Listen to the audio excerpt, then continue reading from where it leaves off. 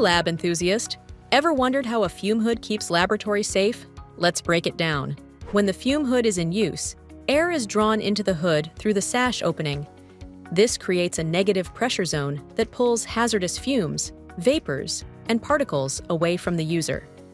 The baffle system ensures that airflow inside the hood remains smooth and evenly distributed, preventing turbulence and ensuring effective containment. In ducted fume hoods, the contaminated air is directed through exhaust ducts and expelled outside the building.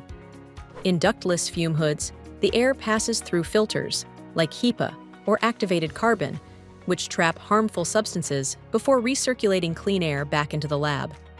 By managing airflow and filtration, fume hoods protect both users and the laboratory environment, ensuring cleaner, safer air.